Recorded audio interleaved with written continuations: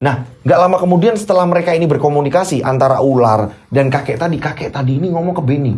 Tanpa ini memperlihatkan muka, enggak. Ini rambut putih semuanya, ini menutupi mukanya dan ngomong sama si Benny. Boom! Suatu hari nanti, kamulah gilirannya. Kamu akan merasakan apa yang mereka rasakan saat ini. Boom! Benny kaget saat itu. Assalamualaikum warahmatullahi wabarakatuh. Kembali lagi bersama saya Rian Agus Widodo. Boom boom boom boom boom boom boom boom boom boom.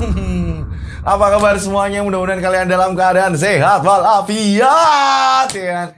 Dengan keadaan kalian sehat ini saya tambah semangat. Kalian sudah pastinya dengan kalian sehat ini dengan komentar, Mas saya sehat nih Mas, wah alhamdulillah Mas saya banyak rezeki, alhamdulillah. Kita harus bersyukur seperti itu. Jangan pernah kita ini yang namanya aduh aku kok kayak gini banget ya hidupnya, aduh aku ini. Nah itu jangan pernah seperti itu. Harus positive thinking, kita harus selalu bersyukur. Untung kok kita bangun tidur udah diberi nafas sama Tuhan Yang Maha Esa, ya kan? Kita harus bersyukur gitu. Dalam bentuk apapun kita ini harus bersyukur gitu, seperti itu. Jadi saya ini kadang bingung, ada pertanyaan, Mas kok saya nggak sukses-sukses sih Mas gitu. Kayak ada teman cerita ke saya, Mas saya kok nggak sukses-sukses sih.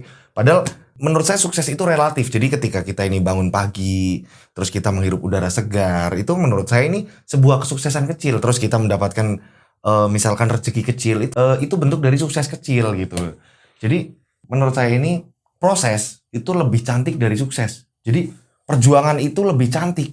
Karena ketika sukses ini malah kita ini apa ya, bisa ada dua pilihan nih. Ketika kita sukses ini terlena nggak sih dengan kesuksesan kita gitu. Karena menurut saya hidup itu yang paling keren itu justru malah prosesnya. Proses yang akan diceritakan. Justru malah yang akan diceritakan itu justru sebuah prosesnya. Ya kan, ketika kita curhat sama teman sambil absen ya, sambil absen biasa, sambil absen. Oke, sambil absen seperti biasa, sambil absen. Nah, kesimpulannya sukses itu melalui banyak proses. Butuh proses. Bukan banyak protes. Aduh ya Allah.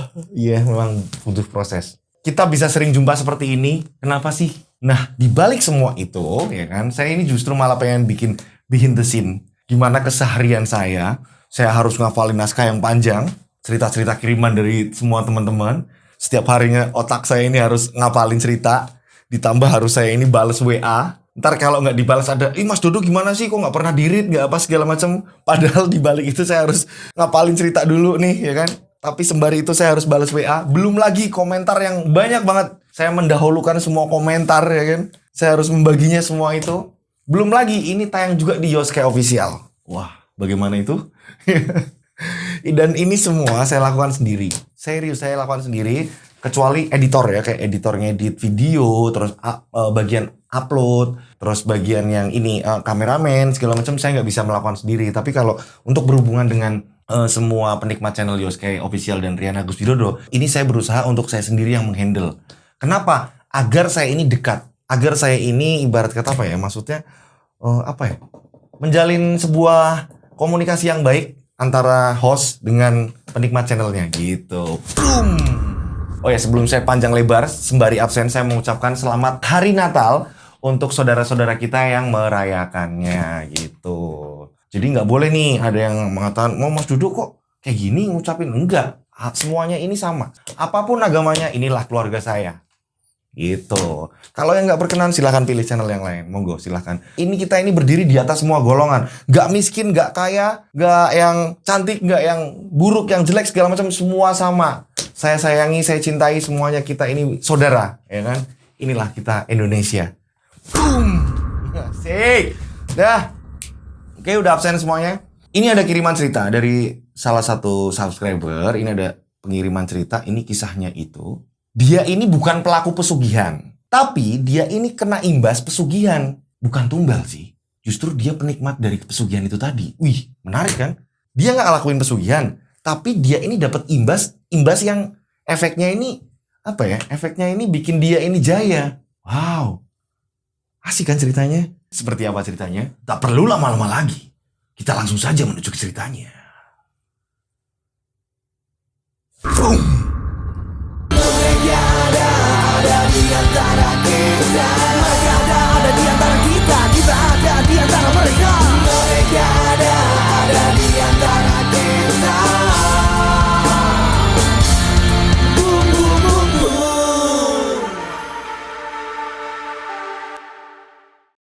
Kejadian ini tahun 1990-an ya. Nah, ada keluarga, kita sebut saja tokoh di sini namanya Pak Beni dan istrinya ini Bu Retno dan mempunyai 1 orang anak ya. Dan anaknya ini kisaran usianya ini 3 sampai 5 tahunan lah. Masih bocah, masih balita ya kan, di bawah 5 tahun. Ya, oke.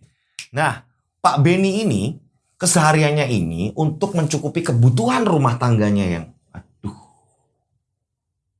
saya kalau bahas tentang perekonomian, tentang keadaan seseorang yang benar-benar kekurangan, hati kecil saya ini terketuk. Maksudnya mau ngucapin ini kayak apa ya, rasa nggak enak gitu. Tapi inilah sebuah cerita yang harus saya ceritakan. Oke, pada saat itu Pak Beni hidupnya susah banget, parah banget, kehidupannya ini parah banget Pak Beni ini. Tapi Pak Beni ini mau yang namanya berusaha.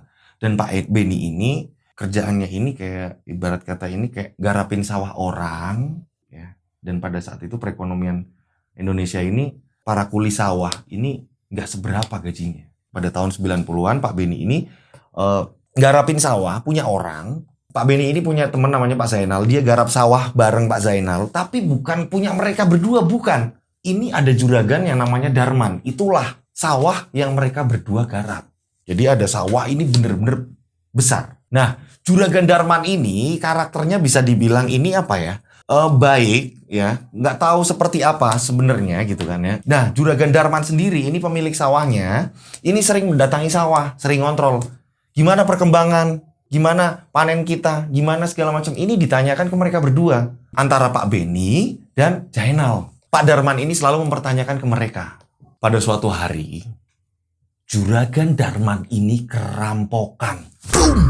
Semua warga geger. Karena pada saat itu Juragan Darman ini bisa dikatakan orang kaya di kampung itu. Jadi ketika Juragan Darman ini ada apa-apa, berita tentang Juragan Darman, ini semua warga ini jadi geger. Boom, boom, boom, boom, boom. Semua warga ini geger ketika Juragan Darman menemui masalah atau segala macam. Karena bisa dikatakan semua perekonomian warga-warga sekitar ini bergantung sama Juragan Darman. Juragan Darman ini sering banget yang namanya ngebantu orang. Jadi ketika Juragan Darman ini ada apa-apa, waduh balik-balik ya kayak gitu. Jadi Juragan Darman ini kalau ada apa-apa ini pasti warga ini langsung tahu. Itulah Juragan Darman. Nah, 1 hari kemudian setelah Juragan Darman ini kemalingan, ini Beni sama Zainal ini cerita. Beni ngomong sama Zainal, "Nal, kok bisa ya Juragan kita ini kemalingan?" "Iyo yo, kasihan yo. Kok bisa kemalingan? Mana hartanya satu-satunya berarti tinggal sawah kita yang ini garap. Gimana yo? Udahlah. Yo namanya juga mungkin lagi apes atau apa." "Iya juga Ben," kata si Zainal. Nah, singkat cerita, setelah mereka ini ngobrol selesai, ini tibalah waktu mau menjelang maghrib. Pulanglah mereka dari sawah, ya kan? Mereka pulang dan pas pertigaan, ada pertigaan ini mereka berpisah karena rumahnya ini mereka ini beda. Jadi sebenarnya bisa dikatakan ini ada 2 kampung yang dipisah antara pertigaan itu tadi. Terpisahnya ini, pembatasnya ini pertigaan tadi. Zainal ini pulang ke kampungnya, begitu juga si Beni. Karena memang Beni ini pengen cepet untuk menuju ke rumahnya, Beni ini melewati kebun-kebun. Ibarat kata ini kayak nyari jalan pintas yang cepet sampai ke rumah. Jadi Beni ini nggak lewat jalan utama. Disinilah Beni ini lewatin kebun-kebun. Saat lewatin kebun-kebun, tiba-tiba, boom! Beni ini melihat, loh, apa itu? Kok ada yang menyala? Apa itu? Beni ini melihat ada batu yang nyala. Dan nyalanya ini kayak aneh. Disamperin lah sama Beni. Setelah Beni ini nyamperin, ini Beni gak segera mengambil itu. Ini diamatin dulu. Apa ini? Apa ini kok nyala? Boom! Setelah itu, Beni mulai ngangkat itu, benda itu tadi. Ternyata ini batu. Dan ini batu bener-bener nyala yang, apa ya? Gak semestinya nyala. Jadi, waktu itu penelpon ngomong saya, jadi kalau untuk sekarang Mas, zaman sekarang Mas Dodo pernah nggak lihat yang namanya petasan anak-anak kecil yang dimana dia ini digantungin atau apa pas waktu nyalain, terus dia ini nyalanya ini nyala banget gitu Mas. Nah itu kayak gitu Mas. Apa ini? Diambillah sama Beni. Ih bagus ini. Seukurannya ini seukuran cincin. Mungkin juga karena memang ini bentuknya juga kayak udah dipahat ya. Bentuknya juga kayak batu cincin. Cuma nggak ada cincinnya. Oke, kalian udah bisa ngebayangin. Jadi kayak batu cincin tapi nyalanya ini luar biasa terangnya. Nyalanya ini bener-bener nyala yang apa ya? Kalau kita lihat di tempat gelap, kita ini langsung terfokus menuju batu itu yang nyala. Nah, seperti itulah gambarannya ya. Oke. Nah, pada saat itu Benny ini langsung mengantongi. Dibawa pulanglah sama si Benny. Tang. Sampailah ke rumah. Dan pada saat itu Benny ini langsung menaruh batu itu. Ini di bawah lemari pakaian. Batu bagus ini, udahlah taruh sini aja. Tapi memang Benny ini nggak cerita sama istrinya. Lah, nggak usah cerita sama istri juga lah. Ibarat kata ini kayak sepele gitu. Nah, ditaruhlah batu itu tadi. Nah, saya belum cerita nih. Istri Benny ini kerjaannya apa sih Mas Dodo? Nah, dari penuturan si pencerita, ini istrinya Benny, dia ini jualan sarapan setiap paginya. Dimana sarapannya ini jualannya ini dibungkus dengan daun pisang. Ya, kalau di tempat saya ini kayak namanya dipinco sama di apa? Masa di kayak ditakir sama dipinco gitu kan ya. Nah, ini jualannya sarapannya ini kayak nasi lodeh, ya kan? Nasi apa sih kalau di Jogja ini namanya? Masa di bukan. Gudeg kayak nasi gudeg gitu kan. Kayak nasi rames gitulah. Kalau sekarang itu mungkin seperti itu ya, kayak nasi campur. Nah, istrinya ini hanya jualan itu. Tidak lebih dari itu.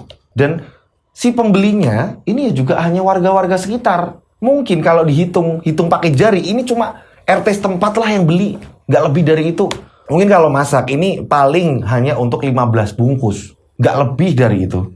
Karena menyesuaikan, saya bilang tadi, perekonomian keluarganya Benny, ini bukan orang yang kaya atau apa. Enggak, bukan. Nah, oke, kita lanjut ceritanya. Singkat cerita, 2 hari kemudian, tiba-tiba. Yang biasanya nih, kalau bikin sarapan nih, subuh ini udah masak, jam 7 pagi, istrinya ini udah mulai melayani pembeli-pembeli, dan habisnya mungkin jam 9, itu paling lama jam 9, ini cepetnya jam 8, ini dalam waktu setengah jam, semua makanan ini udah habis. Jadi setengah 8 udah habis. Dan anehnya, warga sekitar, nih biasanya nih banyak yang ibu-ibu beli masakan, beli apa segala macam.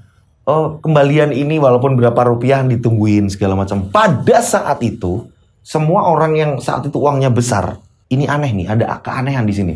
Orang yang uangnya nominalnya besar, ketika beli sarapan segala macam gitu ya, ketika beli sarapan, ini dia kayak udah gampang kembaliannya nanti aja.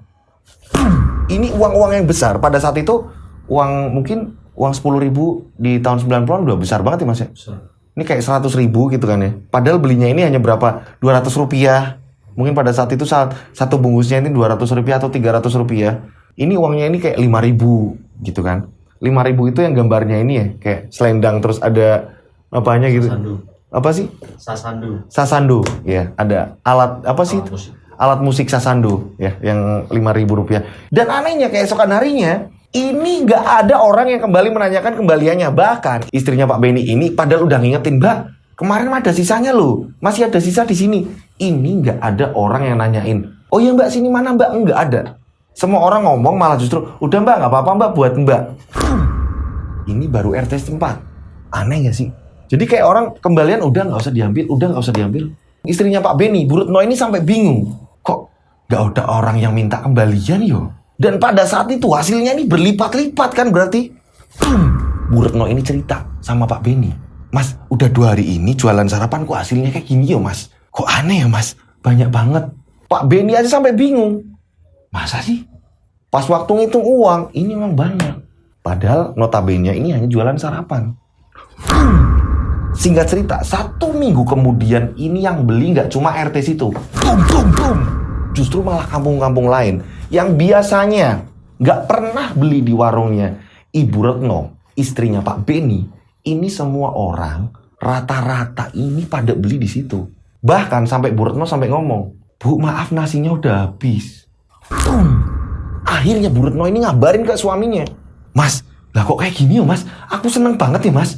Ini sampai Bu Retno punya pemikiran, oh ya besok aku akan nambahin. Masaknya akan aku lebihkan. Akhirnya Bu Retno melebihkan masakan nih. Dilebihkan masakannya. Yang biasanya ini ibarat kata ini setengahnya ini sampai di 2 kali lipat. Ternyata sama juga. Habis juga. Dan gak sampai jam 9 pagi. Semuanya udah habis. Kok gampang banget. Saya yang podcast dari pagi sampai malam, ketemu pagi lagi, ketemu kayak gini. Saya nyari uang, ini kan Superman ya kan, harus kuat gitu kok. Ini kok hanya berapa hitungan jam, Bu Retno kok langsung enak banget gitu kan. Tapi kan nggak boleh nih saya iri sama Bu Retno ya kan. kita belum tahu nih lanjutan ceritanya Bu Retno gimana. Oke, kita lanjut ceritanya. Nah, pada saat itu orang-orang ini banyak pembeli. Bu Retno ini sampai geleng-geleng kepala. Kok ono yo mas? Wong duit-duit oke. Tapi orang jaluk susuk, orang jaluk kembalian. Gak minta kembalian. Banyak orang punya uang banyak tapi kok ditinggal-tinggal yo mas. Gak pernah keesokan hari terus nagih. Mana yang kembalian kemarin? Bu Retno itu ngomong seperti itu sama Pak Beni. Pak Beni juga bingung. Dengan adanya istri yang ibarat kata kondisinya ini sukses, ya kan? Nah, Pak Beni ini jadi kayak ibarat kata gini. Kalau aku nyangkul seharian, aku nanam padi dan lain-lain di Juragan Darman, ini hasilnya ini nggak seberapa. Tapi aku di rumah aja bantuin istriku, tapi hasilnya bagus. Otomatis ini membuat Pak Beni jadi malasan bekerja. Bum, bum, bum. Justru Pak Beni memikirkan, mending aku di rumah. Goreng-goreng tahu kek, goreng-goreng tempe, bantuin istri, goreng-gorengan yang lain lah segala macam. Kayak ibarat kata ini kayak bersihin daun yang untuk ngebungkus, daun-daun pisang ya kan. Mending bersihin itu, ya kan. Ini Pak Beni berpikiran seperti itu. Ini yang membuat Pak Beni ini jarang berangkat. Berkali-kali Pak Zainal ini jemput, Pak Beni ini nggak kayak, udahlah, nggak usah. Udah di sini aja, di rumah aja. Karena ini ibarat kata apa ya? Ya kan, rame yang mendadak, terus ibarat kata uang ngumpul ini secara tiba-tiba. Ini membuat Juragan Darman ini kayak curiga. Jangan-jangan malingnya Beni. Kok sampai tiba-tiba Beni jadi kaya raya? Juragan Darman datang, ini langsung ngomongin Beni. Assalamualaikum. Waalaikumsalam. Aduh, Pak Juragan, ada apa Juragan? Kata si Beni. Nggak usah ngelak. Jujur sama saya. Dengan kamu nggak pernah berangkat ke sawah saya curiga. Kalau kamu ini yang maling di tempat saya. Kamu ini yang kerampok rumah saya. Beni dengan yang tenang karena Beni nggak ngerasain kerampok. Mana berani Beni kerampok. Bener-bener dari dulu hidup susah. Hidup yang menerima apa adanya. Beni dituduh merampok. Beni langsung ngomong. Gan, terserah Juragan. Mau berpikir seperti apa, monggo terserah Juragan. Monggo kalau mau dicari buktinya. Saya ini adalah yang merampok di rumahnya Juragan. Monggo. Mau saya dihukum seperti apa, saya ini nurut. Saya ini anak buah sampean. Saya ini rewangannya sampean. Kalau sampean ini nuduh saya tanpa bukti, lah masa iya saya harus ngaku? Nuwun sewu Juragan, kata Beni. Karena memang gak ada bukti, akhirnya Juragan Darman meninggalkan Beni. Nah, dengan adanya seperti itu, tuduhan seperti itu, ya kan, membuat Beni ini kayak malas kerja lagi. Kasihan tinggal si Zainal. Bahkan Juragan Darman ini nyariin orang lagi. Zainal ini jadi yang kayak, aduh kasihan. Tapi inilah, karena udah nuduh Beni.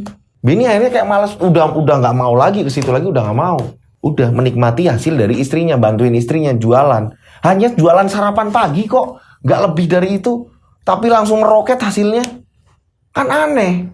Berjalannya waktu sampai akhirnya hasil dari jualan sarapan ini sampai bisa bikin warung di jalan raya. Jadi ini perkampungan, gak jauh dari perkampungan itu tadi, ini ada jalanan menuju ke jalan raya. Dan jalan raya itu tadi ini sering rame, deket dengan pasar. Dan akhirnya Beni dan istrinya berhasil membuka warung di situ. Warung ini yang bener-bener bisa dikatakan pada saat itu besar. Bisa dikatakan kalau orang tahun 90-an terus punya usaha warung dan warung itu besar gitu kan ya. Warungnya ini kalau di ngomong rumah makan ini terlalu berlebihan, enggak, bukan rumah makan, tapi warung yang dimana warung itu banyak yang datang dan terkenal. Ibarat kata ini banyak orang yang berdatangan. Beni sampai berhasil bikin seperti itu dan istrinya. Nah, dengan berjalannya waktu seperti itu dan Beni sudah melupakan Juragan Darman, nggak mau bekerja lagi di situ. Beni ini jadi ingat, kok aneh yo, aku kok tiba-tiba sejaya ini. Kok aku tiba-tiba seenak ini hidupnya. Anakku aja hidupnya seneng, apa-apa tercukupi. Banyak anak-anak kecil sini yang ngajak main anakku, karena anak-anakku ini mainannya komplit. Di sini Beni mikir, kenapa yo? Beni juga nggak ngerti. Apa penyebabnya itu Beni nggak ngerti. Dan pada akhirnya Beni ingat dengan batu tadi. Apa jangan-jangan karena batu itu, batu yang aku temukan. Nah, pada saat itu, akhirnya pada malam hari, ini setelah jam 8 malam lah, kurang lebih jam 8 malam, Beni ini lihat batu itu. Beni kembali mengambil batu itu yang ada di bawah lemari. Saat batu itu diambil, Beni ini lihat. Batu itu tadi, ini nggak sebercahaya waktu pertama kali Beni melihat batu itu. Jadi warna dari batu ini kayak memudar. Kok kayak nggak menyala kayak kemarin pertama aku nemu yo. Kok ini kayak memudar yo. Aneh Ki. Saat Benny ini sedang mengamati, tiba-tiba istrinya ini dari dapur, karena memang almari itu nggak jauh juga dari dapur, ya kan? Almari pakaian itu justru malah nggak ada di dalam kamar, adanya ini di luar kamar. Nah, dalam bentuknya rumah, kalau kita menuju ke dapur harus ngelewatin lemari itu tadi. Nah, Benny ini liatin batu tadi nih. Istrinya ini langsung ngomong, "Mas, kamu lagi liatin apa?" Benny langsung ketakutan. Tiba-tiba Benny langsung menggenggam batu itu tadi. Karena Benny nggak ngomong sama istrinya. Menemukan batu inilah apalah, Benny ini nggak ngomong. Enggak kok, ini lagi benerin kaki lemari. Bilangnya malah kayak gitu. Dan pada saat itu, Benny ini langsung masuk kamar sambil menggenggam batu tadi. Nah, pada saat itu istrinya juga masuk ke kamar juga. Istrinya ini niatnya ini mau curhat. "Mas, kok aneh ya Mas? Kok tiba-tiba kita serame ini, kita ini apa-apa, mau beli apapun kita bisa ya Mas? Nggak kayak, maaf ya Mas, tetangga-tetangga kita ini kan sama Mas, dulu kita hidup susah juga.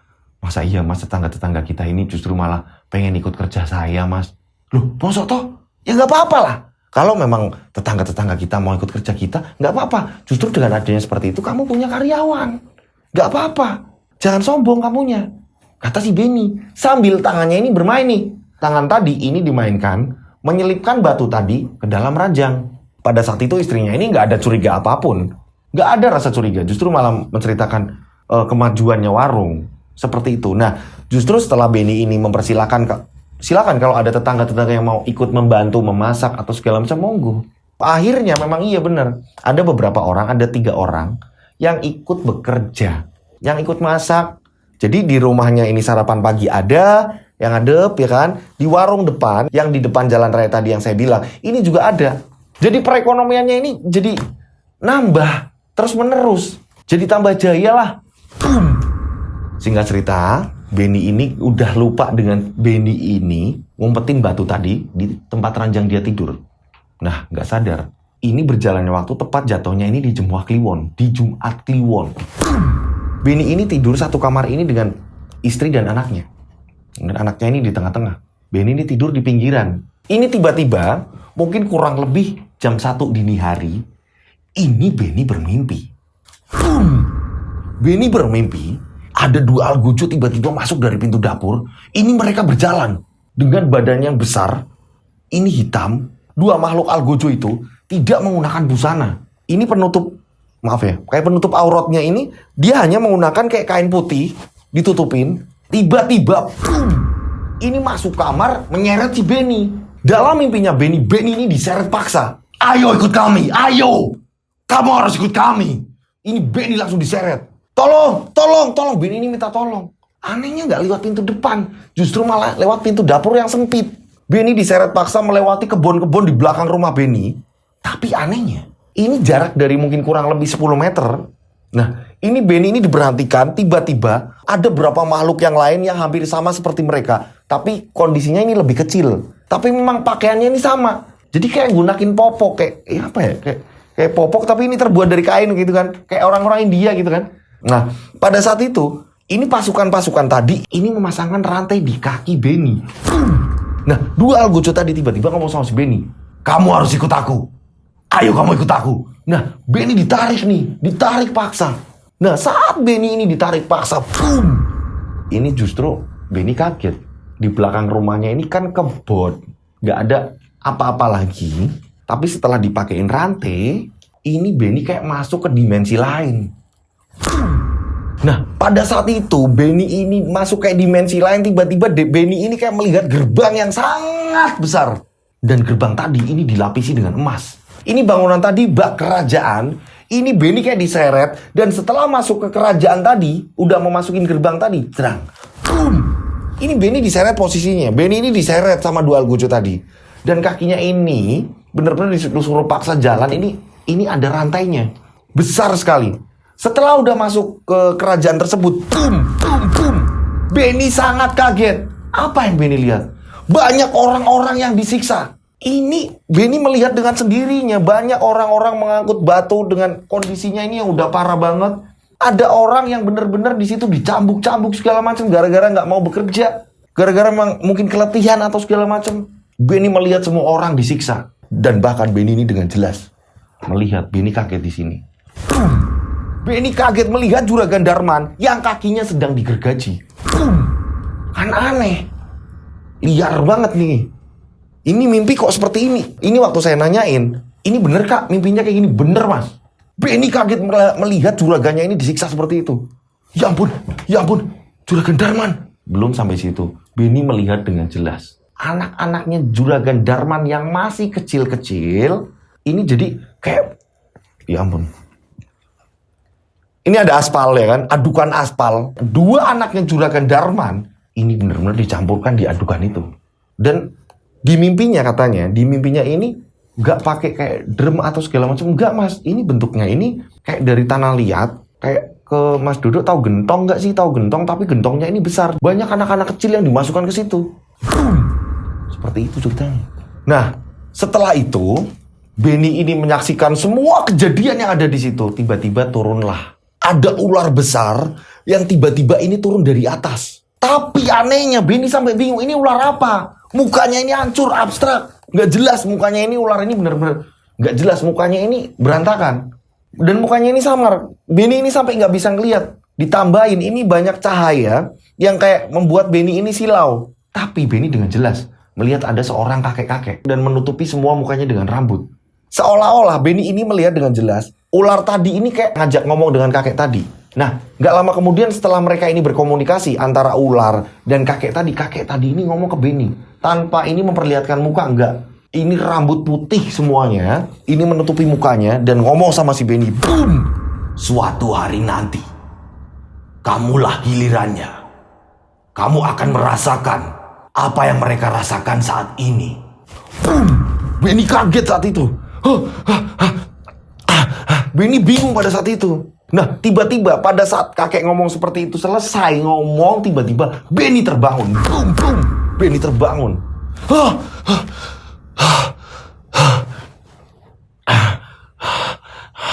Benny terbangun ketakutan. Nah, pada saat itu Benny tidak bisa tidur lagi. Benny udah ketakutan. Dan istrinya ini gak kebangun. Anaknya juga gak kebangun. Benny langsung menuju ke belakang ngambil air minum. Dan Benny justru bikin kopi. Setelah Benny bikin kopi, Benny justru duduk-duduk di depan rumah. Saat Benny duduk-duduk di depan rumah ini, Benny sampai mikirin apa yang terjadi tadi. Mimpinya kok seperti itu. Ada Juragan Darman dan anak-anaknya sedang tersiksa. Opo iki? Kok bisa nganti gini? Dan Benny dikagetkan kedatangannya para rewangan membantu masaknya warungnya Bu Retno. Setelah mereka ini langsung menuju ke dapur, ya kan, bisa dibilang rumahnya Benny ini, ya dengan adanya perubahan perekonomian, otomatis rumahnya Benny ini udah agak mendingan kan, ya kan? Oh iya mbak, silakan, masuk, monggo masuk. Dan gak lama kemudian tiba-tiba boom, Benny kaget. Dari musola ini ada siaran innalillahi wa inna ilaihi rajiun. Ada siaran orang meninggal. Boom. Siapa yang meninggal? Ini siaran dari musola ini menyiarkan bahwa Juragan Darman meninggal dunia. Boom. Benny kaget. Bayangin, semalaman Benny dimimpiin hal seperti itu yang ngeri banget di keluarganya Juragan Darman. Dan pada saat Benny bangun, ini Benny justru mendengar ada kabar siaran kalau Juragan Darman meninggal dunia. Boom. Juragan Darman meninggal. Nah, orang-orang kampung yang habis pulang sholat subuh, ya kan, ini pada geger, Juragan Darman meninggal. Pada geger pada saat itu. Semua geger. Karena yang saya bilang tadi, Juragan Darman ini terkenal kaya raya. Pada saat itu akhirnya keesokan hari, Juragan Darman ini banyak banget orang yang bertakziah. Ini mengantarkan jenazah almarhum Juragan Darman ke makam. Tapi anehnya, Benny yang notabene ini adalah mantan dari pembantunya Juragan Darman kan, mantan dari karyawannya kan yang ngurus sawah. Ini Benny justru malah ketakutan untuk ikut takziah. Justru Benny ini banyak orang yang melewati Benny, ya kan, maksudnya banyak yang tetangga ini yang nyamperin Benny, ayo Ben, kita takziah ke Juragan Darman, juragan kamu. Benny malah ketakutan. Kan aneh, padahal juragan sendiri yang meninggal. Singkat cerita, setelah itu kan dimakamkan dan segala macam, ya kan. Nah, 2 hari setelah pemakaman itu, tiba-tiba Benny kembali dimimpikan dengan hal yang sama. Boom. Benny didatangi dengan 2 algojo yang bener-bener ini hampir sama persis ketika Benny di mimpi pertama didatangi 2 algojo. Dan saat Benny tidur ini Benny diseret. dua Algojo tadi ini bener-bener badannya ini besar, tinggi besar. Dan memang dapurnya Benny ini memang pintunya ini kecil. Benny ini dipaksa diseret keluar lewat pintu itu tadi. Dan seperti biasa setelah sesampainya di kebun belakang, Benny ini kayak ada pasukan yang langsung mencengkeram kaki Benny. Kaki Benny dirantai, dipaksa jalan sambil diseret. Dan pada saat itu masuk lagi Benny ke gerbang kerajaan. Dan saat setelah masuk ke gerbang tadi, boom, Benny kaget. Benny melihat dengan sendiri, istrinya Juragan Darman ini dijadikan bahan bakar. Boom, dijadikan bahan bakar untuk pembangunan kerajaan di situ. Ih, ngeri banget. Istrinya Juragan Darman ini teriak-teriak. Gak ada orang yang menolong di situ. Dan di situ dengan jelas Benny melihat banyak orang yang disiksa dengan parah. Dan ketika ada orang yang ibarat kata ini udah sampai kelelahan, ini bener-bener kuku kaki ini ada yang nyabut dengan paksa. Pah, trak. Banyak bercucuran darah. Dan yang saya bilang tadi, ini yang paling ngeri. Ini orang-orang yang digergaji. Dan konon katanya ketika saya ini bertanya sama seseorang yang mungkin bisa dibilang, jadi saya punya teman kiai juga, seorang kiai, apa bener Pak kayak gini, kalau ada kayak gini seperti itu, di saat seperti itu ada penyiksaan seperti ini. Oh iya, maksud sampai akhir zaman. Oke, kita lanjut ceritanya dan nanti akan saya jelaskan apa sih ini sebenarnya, ada apa nih. Oke, singkat cerita, dengan adanya seperti itu Benny ini langsung terbangun ketakutan. Dan pada saat itu Benny gak beranjak dari tempat tidur. Benny tetap dengan posisi di tempat tidur. Benny ini bener-bener gak karuan rasanya melihat istri dari almarhum Juragan Darman ini bener-bener dibakar hidup-hidup. Dan gak lama ini ada suara ketukan pintu. Assalamualaikum. Nah setelah itu istrinya Benny ini terbangun. Bu Retno terbangun dan ternyata yang pada datang ini adalah rewangannya. Nih para rewangan yang masak nih. Ada salah satu pembantunya Bu Retno juga kan, ya kan. Di sini ngasih kabar. Bu Retno tahu nggak? Tadi dengar siaran nggak? Apa toh? Tadi kan istrinya Juragan Darman kan disiarkan meninggal dunia. Boom! Tiba-tiba Benny yang mendengar kabar itu. Ini Benny langsung kaget. Hah? Benny langsung menanyakan nih kepada pembantu yang bantuin di situ. Yang bantuin istrinya masak kan. Ditanyain sama Benny. Kamu dapat kabar dari mana? Loh, setelah sholat subuh ini ada siaran kok Pak. Hah? Ada siaran? Aku kok nggak dengar. Benny nggak dengar ada siaran. Ternyata istri dari Juragan Darman juga meninggal dunia. Menggabungkan lagi nih dengan mimpinya. Yang dimana semalam mimpi, Benny memimpikan kalau istri dari almarhum Juragan Darman ini dibakar hidup-hidup untuk bahan bakar. Ini pembuatan kerajaan. Singkat cerita, pada pagi harinya ini ya, banyak kabar dari warga. Ini kalau Juragan Darman ini mempunyai pesugihan batu mustika ular. Benny bingung nih dengar kabar itu. Batu mustika ular. Ini Benny langsung menuju di mana dia nyimpen batu tadi. Karena batunya ini tadi udah dipindah di ranjang, Benny ini nyari nih. Benny nyari dan setelah itu Benny ini mengambil batu itu tadi. Saat Benny ini ngambil batu tadi, anehnya batu yang awal pertama Benny melihat ini memancarkan cahaya. Boom.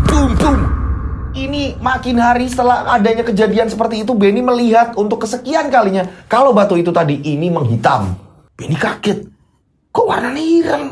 Lah ini batunya bentuknya podo kok. Ini batunya sama. Kok berubah dia jadi kayak menghitam, gelap. Nah, singkat cerita, dengan adanya kejadian-kejadian janggal seperti itu, Benny ini datang ke tempat kayak orang pinter gitulah ya. Bisa dibilang dia ini kayak bukan dukun juga nggak apa. Maksudnya banyak orang yang ibarat kata ini sering minta bantuan, minta apa segala macam. Tapi beliau sendiri juga minta tolong juga sama Allah kok. Maksudnya nggak yang dengan hal-hal yang aneh, klenik-klenik itu enggak. Dan beliau sendiri juga nggak mau dibilang seorang kiai atau ustadz juga, beliau juga nggak mau. Intinya dia ini kayak orang yang mau menolong, tapi dia juga hanya sebuah perantara seperti itu. Gak mau juga dibilang dukun gitu. Ada tetangga desa, ya kan? Kita sebut aja namanya Pak Ronggo. Nah, akhirnya Benny ini datang ke tempat Pak Ronggo. Nah, pada saat Benny ini datang ke tempat Pak Ronggo, Benny ini langsung menceritakan ke Pak Ronggo tadi. Pak Ronggo, aku mau nanya. Oh ya Pak Benny, ada apa? Ini loh Pak, saya ini akhir-akhir ini dimimpikan dan sampean tahu nggak kemarin Juragan Darman meninggal, istrinya juga meninggal. Sebelum mereka ini meninggal, saya ini dimimpikan yang ngeri. Saya dibawa ke tempat alam yang ngeri banget, dimana saya nggak ngerti itu tempat apa alamnya, kayak nggak jelas. Yang jelas banyak orang disiksa seperti itu. Tapi memang ini kok banyak warga yang ngomong kalau Juragan Darman ini punya pesugihan batu mustika ular. Lah, saya nggak ngerti. Ini saya bawa batu ini. Dulu saya pernah nemu di kebun. Ini batu apa? Diperlihatkanlah batu tadi ke Pak Ronggo. Nah, Pak Ronggo di sini ngomong, astagfirullahaladzim, Mas, itu batu pesugihan, Mas. Hah? Batu pesugihan, Pak? Iya, Mas. Tapi ini batu yang sudah tidak terawat. Dan ini perawatannya ini sangat ngeri banget, Mas. Lah, kok bisa sampai nemuin batu ini? Kata Pak Ronggo.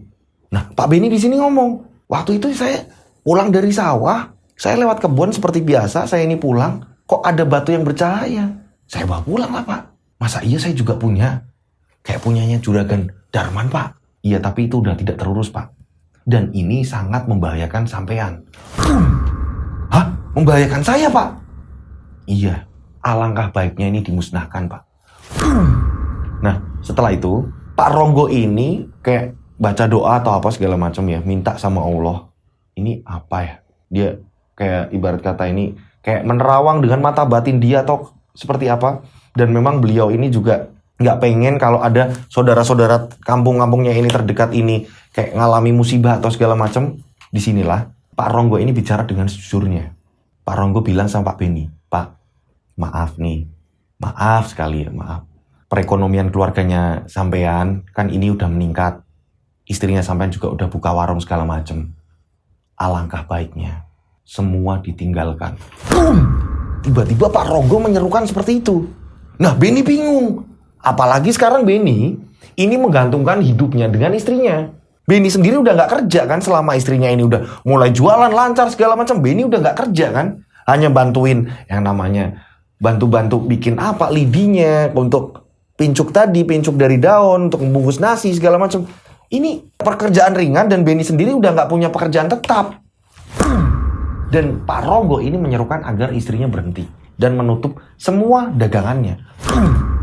Beni bingung di sini.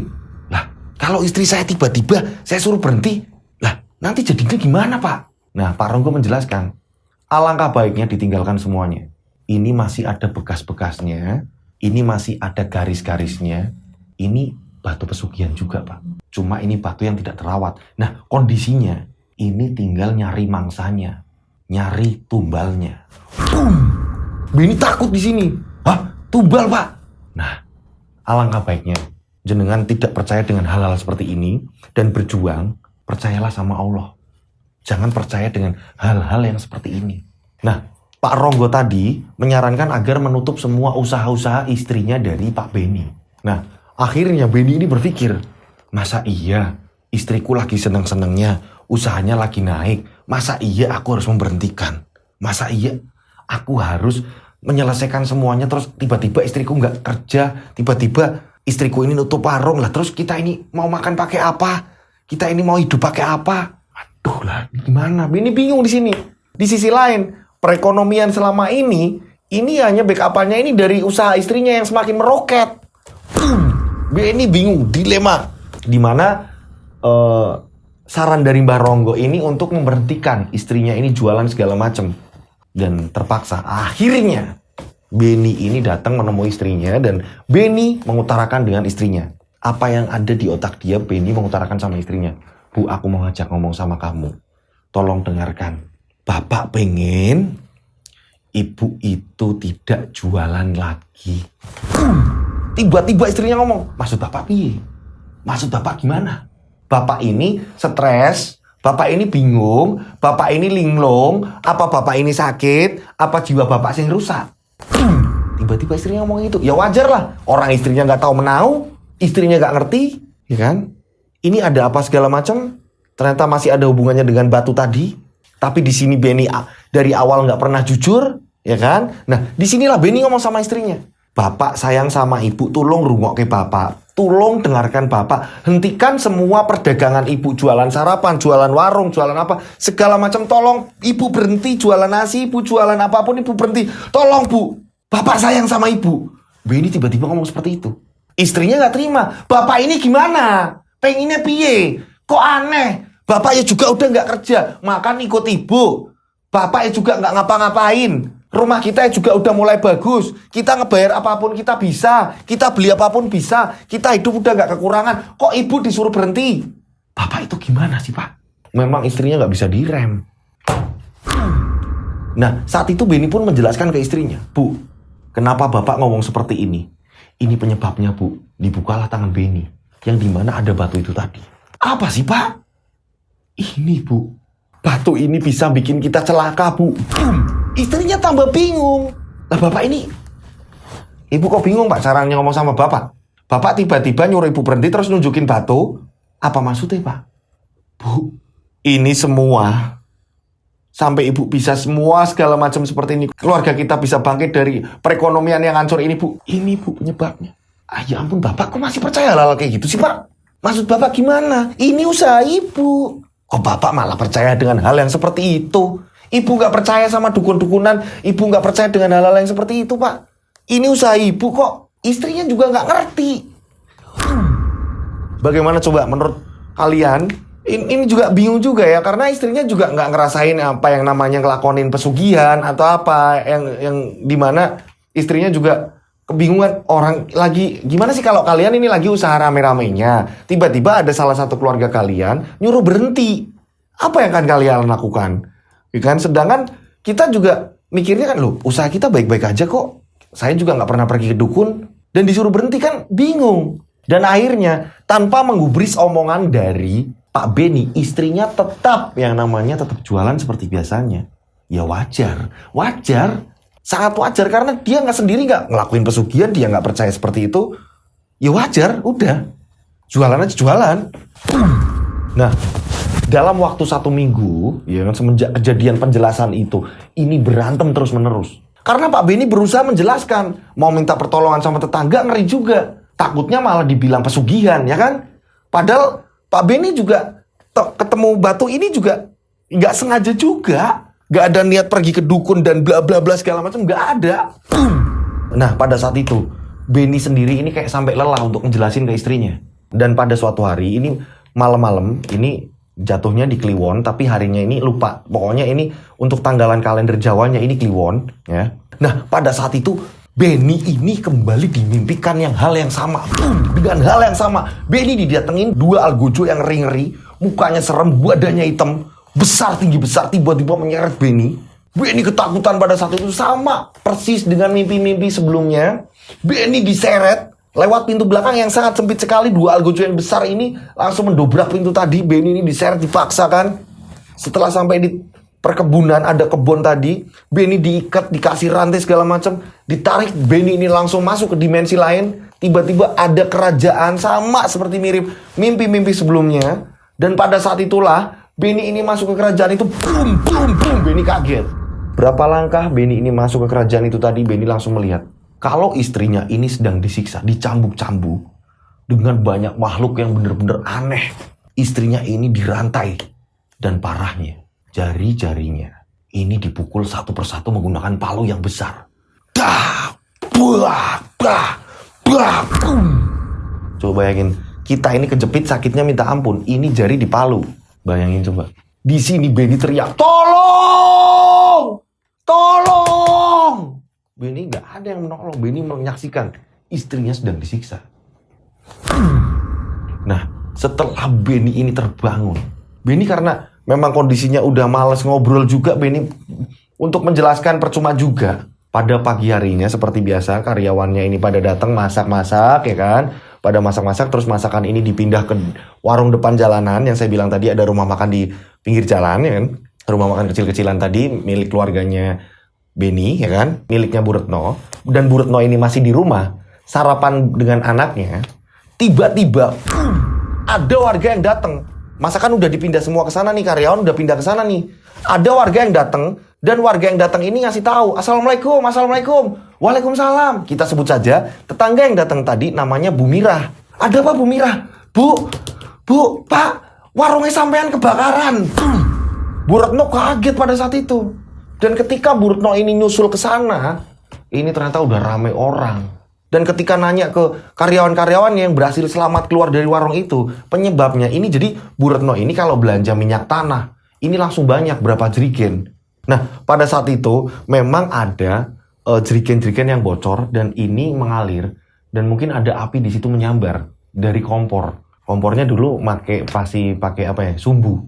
Setelah adanya pawon. Tapi di situ juga ada pawon juga. Nah, ada beberapa kompor lagi yang mungkin untuk memanaskan masakan atau segala macam. Nah, di situ ada kompor yang menggunakan sumbu. Nah, ini langsung nyambar. Mungkin ada apa yang percikan api atau apa segala macam yang akhirnya netes ke minyak tanah atau apa segala macam. Ini yang membuat warungnya ini terbakar ludes. Untungnya semua karyawannya selamat. Bu Retno ini bingung, lemes, kayak melongo, kayak nggak percaya diri loh. Warungku habis, ludes, bener-bener ludes, nggak ada yang tersisa. Sedangkan uang-uang itu ada di laci meja yang ada di warung Bu Retno itu tadi. Uang-uang Bu Retno. Ada juga lemari kecil yang ditaruh di situ juga, yang berisi memang barang-barang yang dibeli Bu Retno ditaruh di situ. Karena setelah seperti itu Bu Retno ini kondisinya ini bisa dibilang, maaf ya, setelah Bu Retno ini agak sedikit kaya segala macam, Bu Retno ini beli gelang, kalung, cincin segala macam ini ditaruh di situ juga dan dengan surat-surat semuanya. Jadi kalau pas lagi ada di warung itu sering dipakai. Ya mungkin pengen liatin sama penduduk di situ, ini loh kalungku emas, ini loh ini segala macam. Ini habis. Nah, berjalannya waktu, istrinya Pak Beni, Bu Retno ini depresi. Karyawan pada keluar semua, kondisi Bu Retno semakin depresi. Ini hanya bengong, plonga-plongo nggak jelas, dan Bu Retno udah nggak mau makan lagi. Dengan kondisi kebakaran warung tadi, kondisi Bu Retno ini juga kacau. Nah, pada akhirnya Beni ini mendatangi seorang kiai. Saking udah nggak ada uang untuk berobat. Karena Beni sendiri notabene ini nggak kerja. Dan dengan adanya warungnya ini lumpuh, ini nggak ada uang buat berobat. Nggak ada. Bisanya Beni minta tolong. Minta tolongnya ke siapa? Ya paling ke kiai. Istrinya ini didatengin sama seorang kiai. Dan kiainya ini bener-bener mendoakan dengan tulus. Tapi memang kondisinya udah bener-bener bengong. Nggak bisa apa-apa. Kayak orang yang depresi, lagi percaya dirinya, dia ini sukses, tiba-tiba warung yang dia kelola, usaha yang dia kelola, ini habis lebur langsung seketika.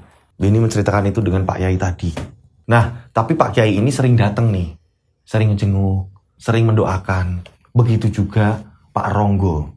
Pak Ronggo ini sering dimintain tolong sama Pak Beni. Istri saya seperti ini, Pak. Pak Ronggo ngomong di sini, ini ada sesuatu yang nggak bener. Nah, ini efeknya yang saya bilang. Ya nanti sering didoain aja. Kamu juga sering sholat malam juga. Bener apa yang dikatakan Pak Ustadz. Udah pokoknya percaya aja sama yang di atas. Mudah-mudahan istri sampean sembuh. Tapi Beni ini jadi bingung sendiri. Beni ngerawat.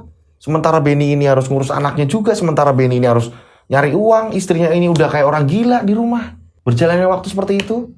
Dan pada suatu ketika akhirnya Beni ini mendatangi Jainal. Jainal adalah teman Beni yang dimana menggarap sawah waktu pertama, ya kan? Menggarap sawah. Jadi Beni kan ketika menggarap sawah ini ada temannya nih. Ada temannya Beni nih yang namanya Pak Jainal, ya kan? Namanya Jainal yang anak buahnya Juragan Darman juga kan? Ingat kan waktu pertama dimana memang Beni ini menggarap sawah yang berhektar-hektar yang benar-benar besar, tapi digarap 2 orang.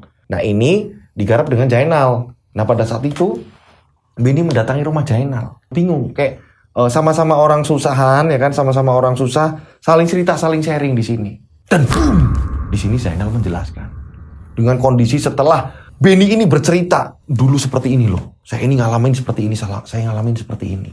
Zainal menjelaskan, kamu tahu nggak, yang mencuri, yang merampok rumahnya Juragan Darman siapa? Aku.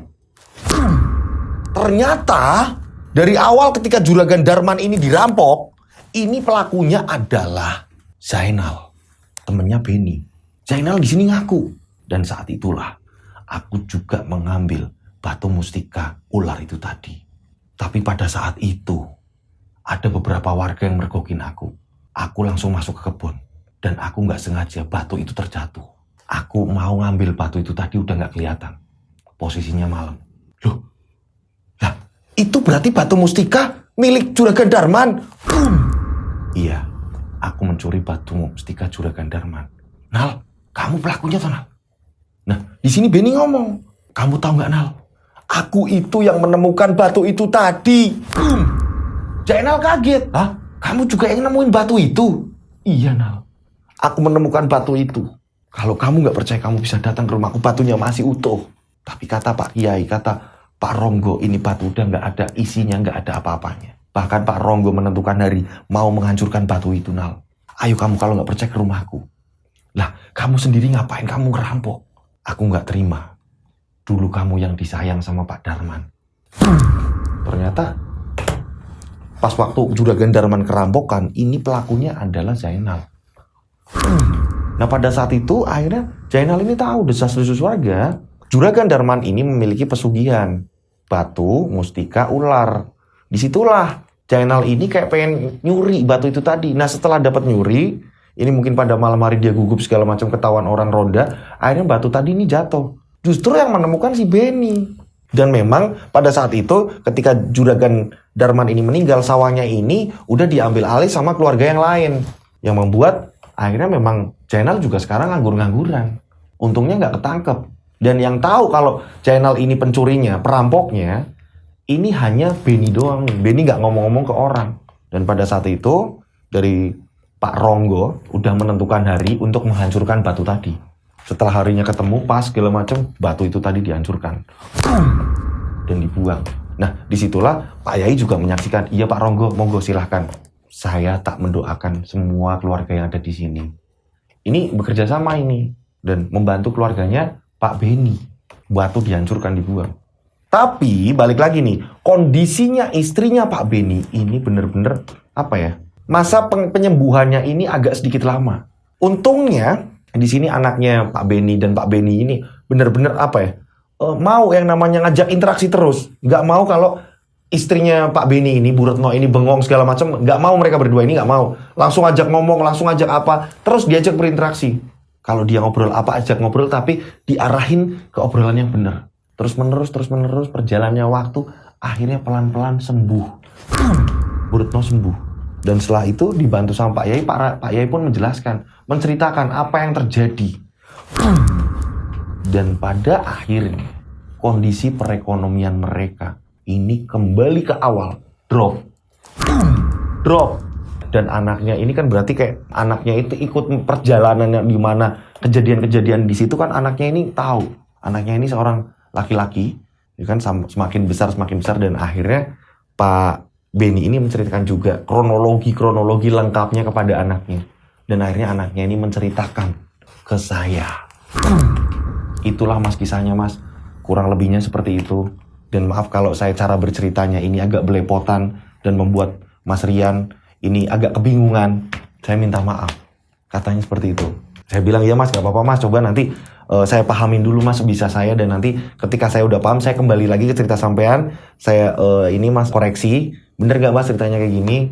Nanti saya akan baru menceritakan. Kurang lebihnya seperti itu. Nih ya kan. Jadi bener-bener ngeri banget itu ceritanya. Kita gak ngelakuin pesugihan. Tapi kita menemukan sesuatu hal yang ternyata di situ efeknya ini ngeri. Dan itu ada pesan juga nih. Ada pesan juga bahwa ketika kita menemukan sesuatu yang bukan hak kita, alangkah baiknya kita pertanyakan dulu kepada orang yang lebih tahu. Gitu. Gak cuma barang-barang yang mistis seperti itu ya. Mungkin dompet atau apa, kita nggak boleh langsung ngaku-ngakuin, oh ini punya saya atau apa, diambil uang segala macam. Enggak.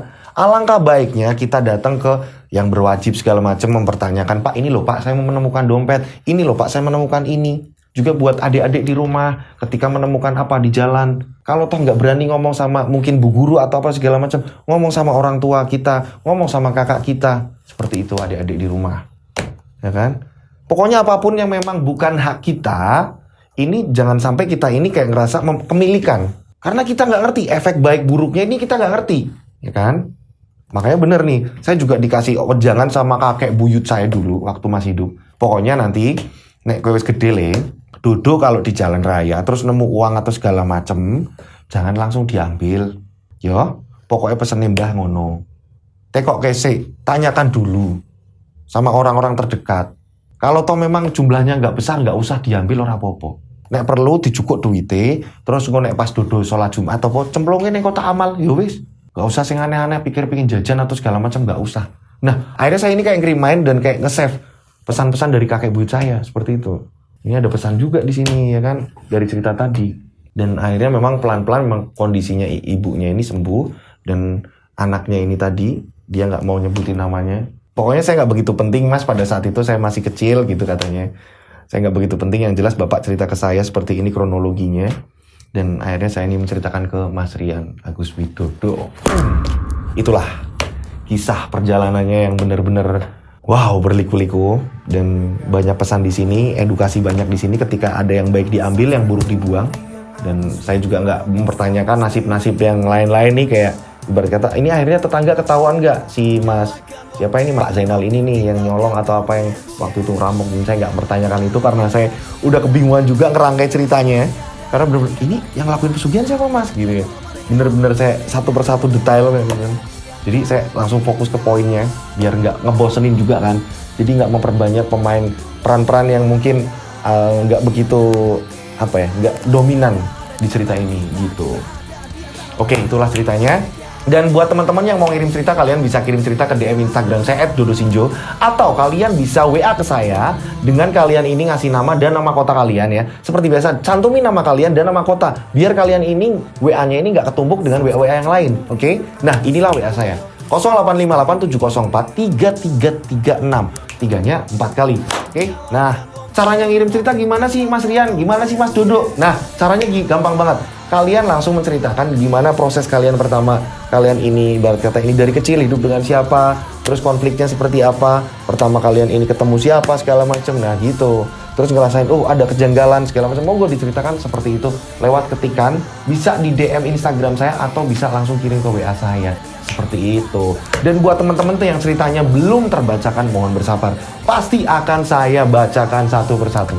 Karena seperti tadi, saya ini sehariannya ini podcast segala macam. Setelah dari ini kita pindah ke studio Yoskai. Setelah pindah ke studio Yoskai, saya ini langsung balas komentar, saya balas di WA, saya ngerangkai cerita, saya ngapalin cerita, saya hello sama semuanya teman-teman ya kan gitu kan. Jadi itulah. Jadi mohon bersabar kalau saya ini kadang balasnya telat segala macam. Pokoknya kalau ada waktu legaan pasti saya balas semua komentar-komentar, semua WA yang masuk gitu. Oke, saya berdoa mudah-mudahan penikmat channel Rian Agus Widodo udah fix tahun 2023 harus sukses semuanya. Gak ada halangan, rintangan, segala membentang, tak jadi masalah dan tak jadi beban pikiran. Woy, udah kayak keras sakti nih. Pokoknya sukses selalu terus ya. Sehat, panjang umur, banyak rezeki, melimpah. Akhir kata, saya Rian Agus Widodo mengucapkan wassalamualaikum warahmatullahi wabarakatuh.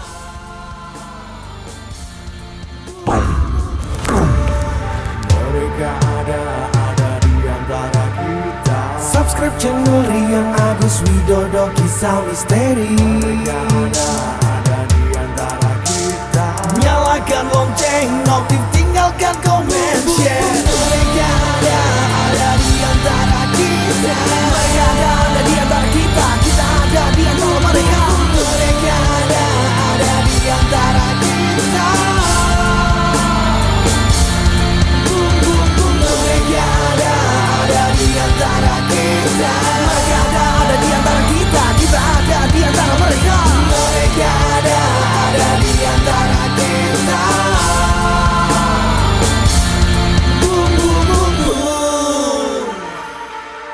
Mereka ada di antara kita. Subscribe channel Rian Agus Widodo, kisah misteri. Mereka ada di antara kita.